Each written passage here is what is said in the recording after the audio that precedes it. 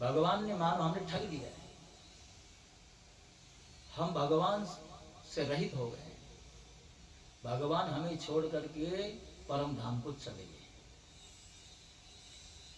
भगवान जब परम धाम गए तो उन्होंने कुछ स्त्रियों को, कुछ बालकों को मेरे संरक्षण में छोड़ा था और कहा इन्हें लेकर के तुम इंद्रप्रस्थ चले जाओ। जब मैं उन्हें लेकर के अपने इंद्रप्रस्थ की ओर आने लगा तो भीलों ने मेरे ऊपर आक्रमण कर दिया। वही धनुष, वही अर्जुन, किंतु आज उस अर्जुन की भुजा में वो शक्ति नहीं और उस धनुष में वो ताकत नहीं। मुझे भीलों ने लूट लिया। मैं उन स्त्रियों की अस्मिता को नहीं बचा सका। अगर हमारे पास कोई शक्ति थी तो वो भगवान की ही थी। भगवान के जाने के बाद तो हम निश्चित हो गए। आज जैसे ही युधिष्ठिर ने सुना है कि भगवान चले गए हैं तो युधिष्ठिर ने कहा भगवान के बिना हमारा यहाँ रहना कैसे।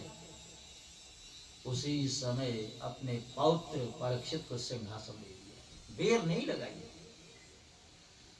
इधर कुंती जी ने सुना है कन्हैया चला गया है, कुंती जी ने उसी समय अपने शरीर का परित्याग कर दिया। अब रहना नहीं है बिना भगवान के। पांडवों ने परीक्षित को गद्दी दे दी और एक एक करके उत्तर दिशा की ओर प्रस्थान कर दिया। बलकल वस्त्र धारण किए, गूंगे बहरे की भांति अपना स्वरूप बना करके उत्तर दिशा की ओर यात्रा करते हुए स्वर्ग को चले गए। अब इधर परीक्षित ने प्रजा का पुत्रवत पालन करना आरंभ किया। एक समय दिग्विजय के प्रसंग में निकल पड़े। दिग्विजय का अर्थ होता है छोटे छोटे जो राजा रजवाड़े होते हैं उनके यहाँ जाना, उनसे कर वसूली करना। देश को चलाने के लिए टैक्स की आवश्यकता होती है।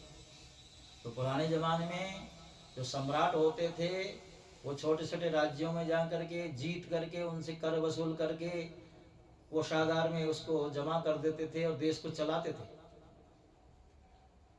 तो इसी दिग्विजय के प्रसंग में केतुमाल क्षेत्र में पहुंचे तो वहां पर एक विचित्र दृश्य दिखाई पड़ा।